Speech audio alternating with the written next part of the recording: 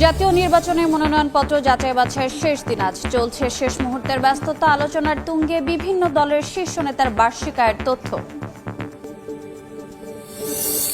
ধরে নেয়ার 15 ঘণ্টা পর নিউ ইয়র্কে প্রেসিডেন্ট মাদুরো নতুন সরকার গঠন পর্যন্ত ভেনেজুয়েলা চালানোর ঘোষণা ট্রাম্পের স্বাধীনতার সময় এসেছে বললেন নোবেলজয়ী মাচাদো পৌষের শীতে কাঁপছে দেশ হিমেল হাওয়ায় বিপর্যস্ত জনজীবন বিপাকে নিম্ন আয়ের মানুষ হাসপাতালে বেড়েছে ঠান্ডাজনিত রোগীর চাপ ঘন কুয়াশায় শাহজালালে বিমান চলাচল ব্যাহত এলপি গ্যাস নিয়ে চরম নৈরাজ্য 1200 টাকার সিলিন্ডার কিনতে গুনতে হচ্ছে 2400 পর্যন্ত সরবরাহ সংকটের অজুহাত ব্যবসায়ীর আজ বিইআরসির সভায় হবে ঘোষণা নতুন দাম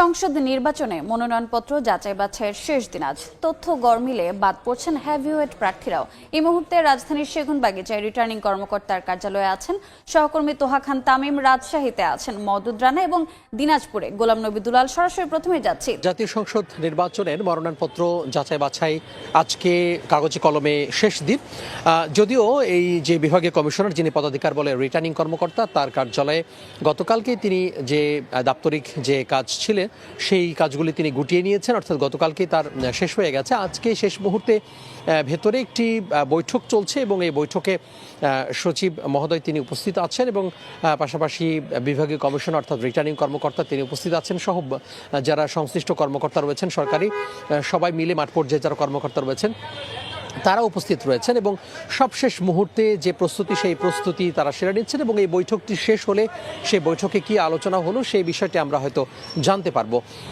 আজকে মনোনয়নপত্র যাচাই বাছাই শেষ দিন আগামীকাল অর্থাৎ 5 তারিখ থেকে শুরু হয়ে 9 তারিখ পর্যন্ত চলবে এটির যে আপিল অর্থাৎ যে অবৈধ ঘোষণা করা হয়েছে যেই মনোনয়নগুলি এখন পর্যন্ত যে মনোনয়নগুলো অবৈধ ঘোষণা করা হয়েছে সেই মনোনয়ন যারা প্রত্যাশী তারা আবার আপিল করবেন এবং আপিলের নিষ্পত্তি হবে 10 তারিখ থেকে 18 তারিখ পর্যন্ত এই মাসেরই 10 তারিখ থেকে 18 তারিখ পর্যন্ত 20 তারিখ মনোনয়নপত্র প্রত্যাহারের শেষ দিন এরপরেই যে প্রচারণা 22 তারিখ থেকে সেটি আসলে শুরু হয়ে যাবে সব মিলিয়ে ভোটের যে ট্রেন সেটি আসলে ছুটছে এবং যে কার্যক্রম সেটি আসলে চলছে রিটার্নিং কর্মকর্তার কার্যালয়ে এখানকার যারা সংশ্লিষ্ট রয়েছেন তারা বলছেন যে সমস্ত প্রার্থীর মনোনয়নপত্র অবৈধ বিবেচিত হয়েছে বাতিল হয়েছে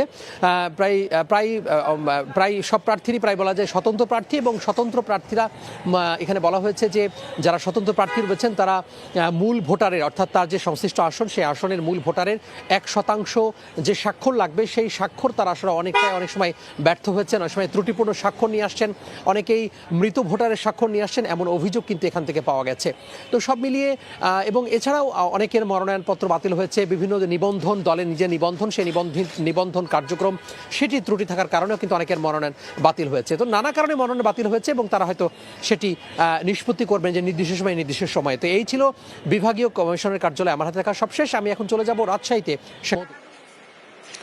ঘোষিত তফসিল অনুযায়ী ত্রয়োদশ জাতীয় সংসদ নির্বাচনের রাজশাহীতে যে মনোনয়নপত্র যাচাই বাছাই সেটি গতকাল সম্পন্ন হয়েছে এবং 6টি আসনে এখানে 38 জন প্রার্থীর মধ্যে 19 জনের প্রার্থিতা বাতিল হয়েছে 19 জন প্রার্থী এখন পর্যন্ত বৈধ হয়েছে এর মধ্যে রাজশাহী 1 আসনে 3 জন প্রার্থী রাজশাহী 2 আসনে 6 জন প্রার্থী রাজশাহী 3 আসনে 3 জন প্রার্থী রাজশাহী 4 এবং রাজশাহী 5 আসনে 2 জন করে প্রার্থী এবং রাজশাহী 6 আসনে 3 জন প্রার্থী বৈধ হয়েছেন এবং যারা এখন বাতিল বলে গণ্য হয়েছেন তারা আপিলের প্রস্তুতি নিচ্ছেন আমি রয়েছি রাজশাহী যে ত্রয়োদশ জাতীয় সংসদ নির্বাচনের নির্বাচনী সেল সেখান থেকে আমাকে জানানো হয়েছে যাদের বাতিল হয়েছে তারা যে তাদের যে নথিপত্র রয়েছে অর্থাৎ জাবেদা কপি সেটি তারা সংগ্রহ করছেন এবং আগামীকাল 5 তারিখ থেকে 9 তারিখ পর্যন্ত তারা আপিল করার জন্য আবেদন করবেন এবং এরপর ঢাকায় তাদের যে আপিলের শুনানি সেটি অনুষ্ঠিত হবে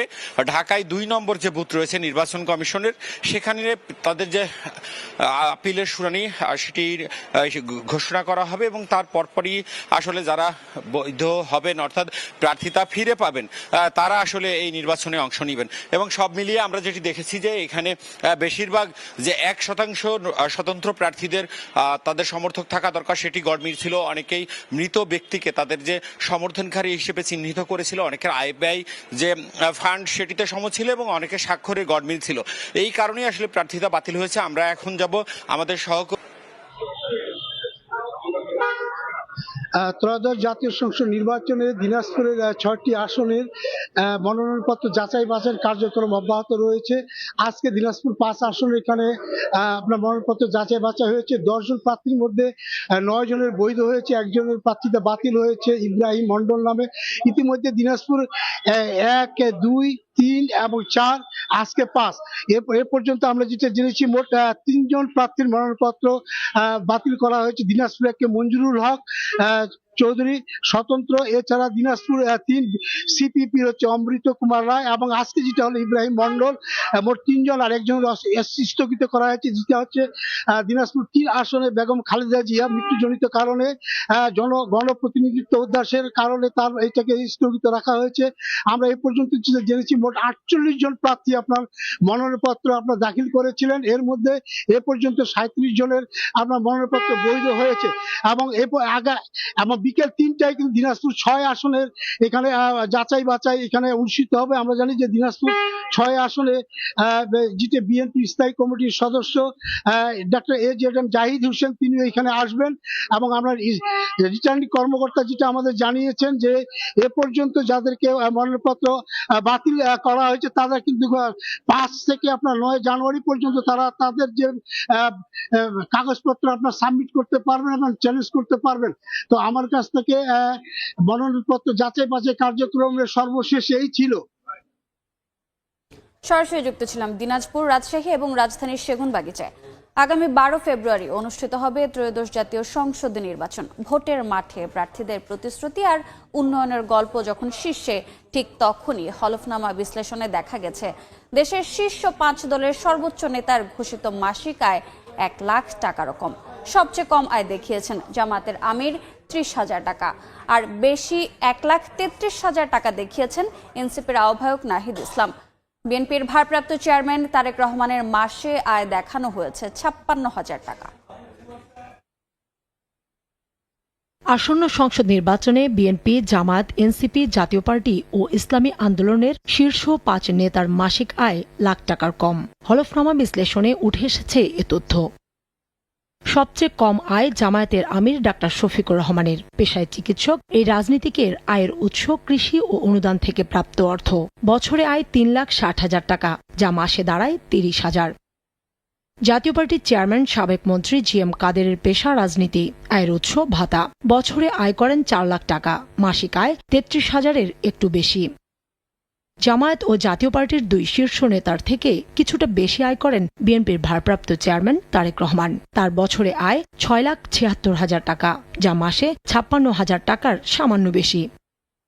5টি রাজনৈতিক দলের শীর্ষ 10 নেতার মধ্যে সবচেয়ে বেশি আয় করেন জাতীয় পার্টির মহাসচিব শামীম হায়দার পাটোয়ারি।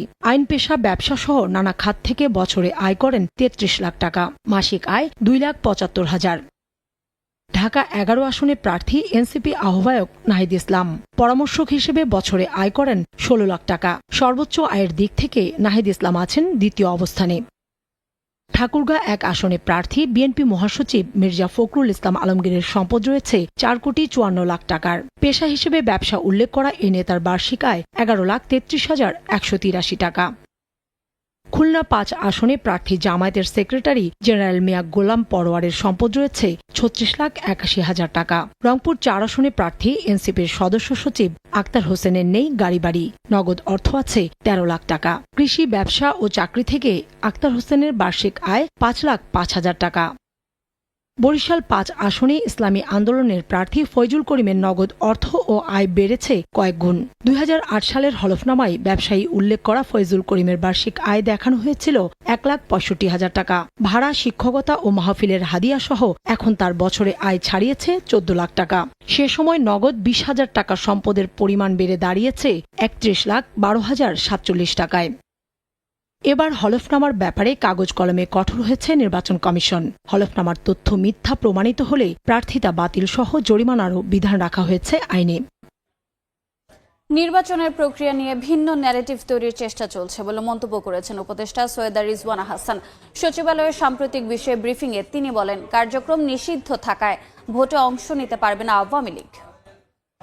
11টা বিষয়ে তারা যে হ্যাঁ বা না বলবে, এই বিষয়গুলো আসলে কি, হ্যাঁ বললে এটার ইমপ্লিকেশন কি, না বললে এটার ইমপ্লিকেশন, কিন্তু সরকারের একটা ন্যারেটিভ প্রস্তুত করা আছে। আপনারা সেই ন্যারেটিভটা আমাদের কাছ থেকে নিয়ে যদি প্রচার করেন, মানুষকে সাধারণ ভোট দিতে এবং গণভোট দিতে উদ্বুদ্ধ করেন, তাহলে কিন্তু এটা একটা অনেক বড় কাজ হবে। বিকজ গণতন্ত্রে তো এভরিওয়ান হ্যাজ টু এঙ্গেজ। গুজবটা কাউন্টার করা তো আমাদের জাতীয় দায়িত্ব।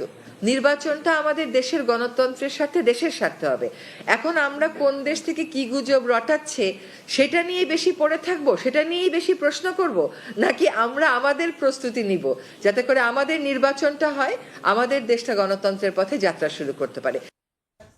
এবারে ভেনেজুয়েলা প্রসঙ্গ। আটকের 15 ঘন্টা পর যুক্তরাষ্ট্রের নিউ ইয়র্কে নেওয়া হয়েছে ভেনেজুয়েলা প্রেসিডেন্ট নিকোলাস মাদুরোকে। তাকে রাখা হয়েছে ব্রুকলিনের বন্দি শিবিরে। মাদক ও অস্ত্র চোরাচালানের অভিযোগে করা মামলায় ম্যানহাটনের ফেডারেল আদালতে হাজির করা হবে মাদুরোকে।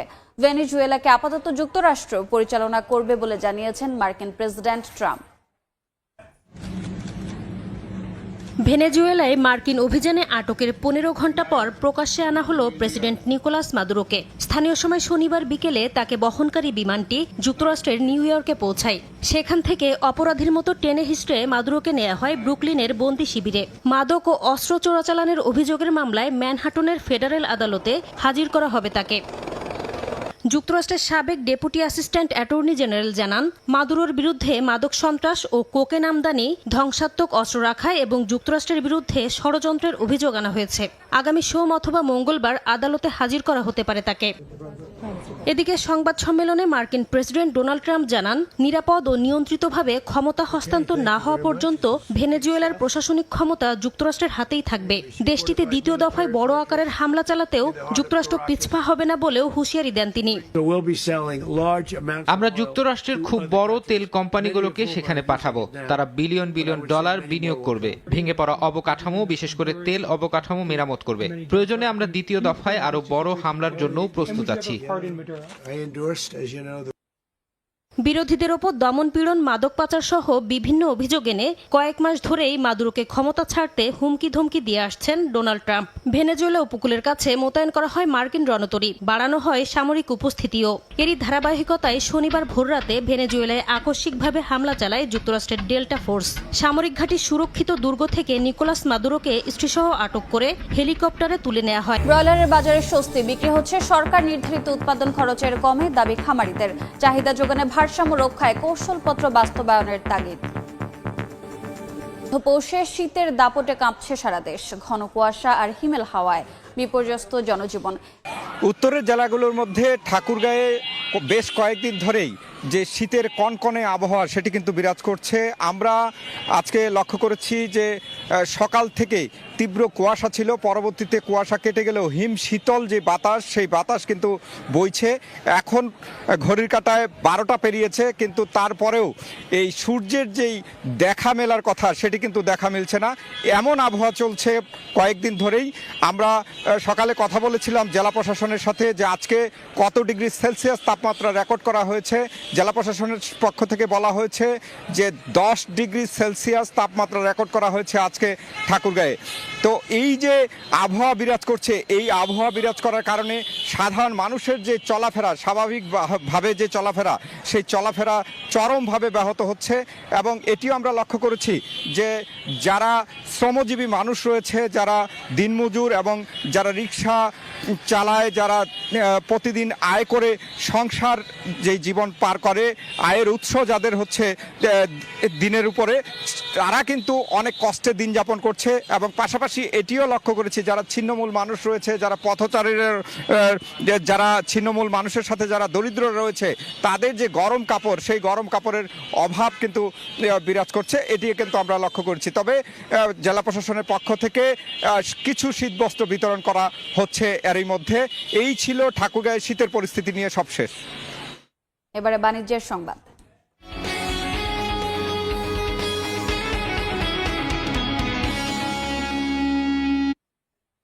এলপি গ্যাস নিয়ে চলছে নজিরবিহীন নৈরাজ্য। সরবরাহ সংকটের অজুহাতে বিক্রি হচ্ছে প্রায় দ্বিগুণ দামে।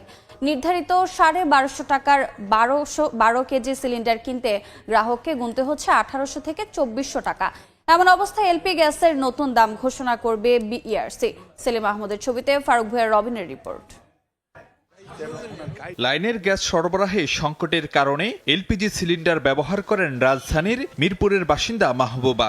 একে তো হঠাৎ করে অস্বাভাবিক দাম বৃদ্ধি, তার উপর নিয়মিত ব্যবহার করা নির্দিষ্ট একটি কোম্পানির এলপি গ্যাস পেলেন না কয়েকটি দোকান খুঁজেও। আমরা লাইনের বিলে দিই হচ্ছে 1080 টাকা, সে জায়গায় এটা তো যদি 2000 হয় তখন তো অবশ্যই এটা টু মাচ এক্সপেন্সিভ হয়ে যায় মিডল ক্লাসের জন্য। 1250 টাকা দামের 12 কেজি এলপি গ্যাসের জন্য গ্রাহককে গুনতে হচ্ছে 1800 থেকে 2400 টাকা। কোথাও 1900 চাচ্ছে, কোথাও 2100-2200 এরকম টাকা দাম চাচ্ছে। একটা গ্যাসে কিভাবে 700-800 টাকা করে বেড়ে যায়? হঠাৎ করে কি এমন ঢুকে গেল গ্যাসের মধ্যে 1950 টাকা হয়ে গেল। খুচরা বিক্রেতাদের অভিযোগ, যে দামে গ্রাহক পর্যায়ে বিক্রি করার কথা তার চেয়ে বেশি দামে কিনতে হচ্ছে খোদ ডিলারদের কাছ থেকেই। সরকার বাজারে ঠিক আছে, কিন্তু ডিলারতে তো আমাদের আরো বেশি দিয়া সব মিলিয়ে দিলে দেখা গেল আপনার বর্তমানে 1900 টাকা পড়ে যেতেছে। আমরা নিজেরাই গ্যাসের সংকটে ভুগতেছি, আমরা গ্রাহককে কিভাবে গ্যাস দিব? তবে বেসরকারি এলপিজি অপারেটরদের সংগঠন লোয়াবের শীর্ষ নেতার দাবি, বিশ্ববাজারে কাঁচামালের দাম ও পরিবহন খরচ বাড়লেও পরিবেশকদের কাছে বিআরসি নির্ধারিত দামই সরবরাহ করা হচ্ছে এলপি গ্যাস। আমি দায়িত্ব নিয়ে বলছি, লোয়াবের কোন মেম্বার আমরা নির্ধারিত দামের বেশি 1 টাকাও বিক্রি করি না, বরঞ্চ আমরা কম দামে। আমরা যখন ফ্যাক্টরি থেকে বিক্রি করি এরপরে তো আমাদের দায়িত্ব থাকে না। এদিকে নিজেদের সীমাবদ্ধতা তুলে ধরে নিয়ন্ত্রক সংস্থা বিইআরসি চেয়ারম্যান জানাচ্ছেন, বাজার তদারকিতে কাজে লাগানো হচ্ছে ভোক্তা অধিকার সংরক্ষণ অধিদপ্তর আর মাঠ প্রশাসনকে।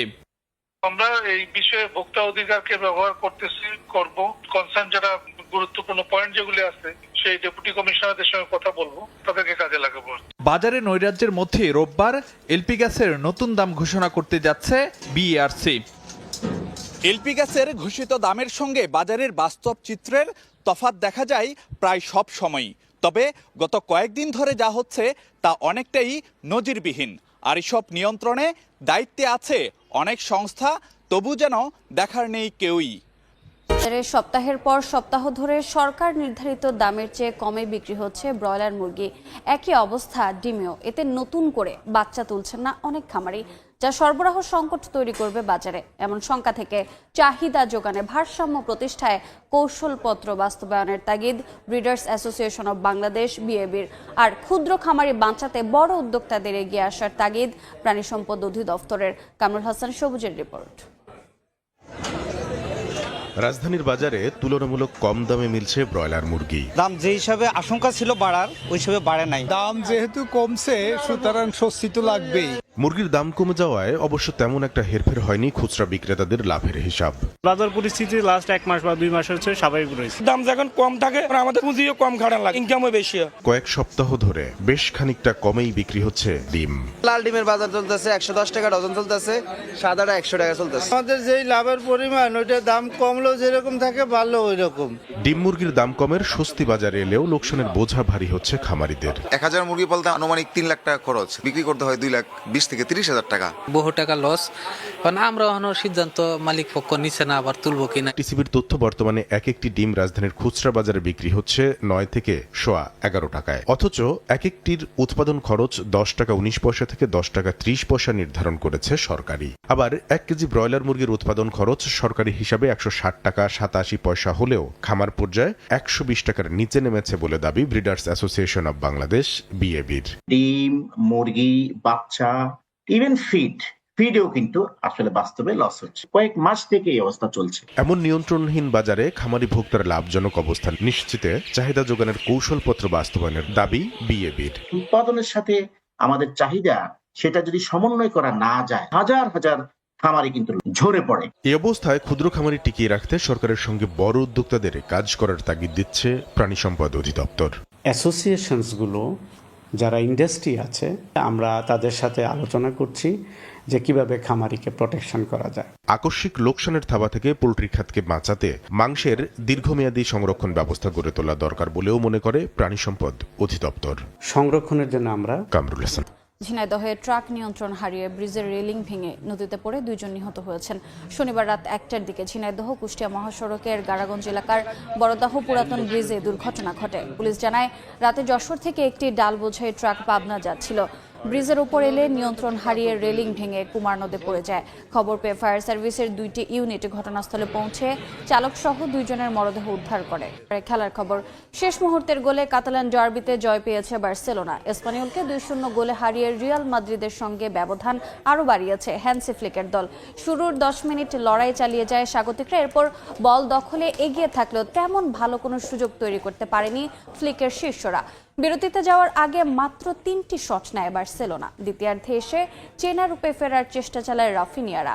86 মিনিটে ম্যাচের ডেডলক ভাঙে বদলি নামা দানি ওলমো। ম্যাচের শেষ মিনিটে লেভানডস্কি লিড দ্বিগুণ করে। শীর্ষ সংবাদগুলো জানিয়ে দিচ্ছে আরেকবার। জাতীয় নির্বাচনে মনোনয়নপত্র যাচাই বাছাইয়ের শেষ দিন। আজ চলছে শেষ মুহূর্তের ব্যস্ততা। নির্বাচনের প্রক্রিয়া নিয়ে ভিন্ন ন্যারেটিভ তৈরির চেষ্টা দেখছেন উপদেষ্টা রিজওয়ানা। ধরে নেওয়ার 15 ঘন্টা পর নিউ ইয়র্কে প্রেসিডেন্ট মাদুরো নতুন সরকার গঠন পর্যন্ত ভেনেজুয়েলা চালানোর ঘোষণা ট্রাম্পের। স্বাধীনতার সময় এসেছে বললেন নোবেলজয়ী মাচাদো। এবং পৌষের শীতে কাঁপছে দেশ। হিমেল হাওয়ায় বিপর্যস্ত জনজীবন, বিপাকে নিম্ন আয়ের মানুষ। হাসপাতালে বেড়েছে ঠান্ডাজনিত রোগীর চাপ, ঘন কুয়াশায় বিমান চলাচল ব্যাহত।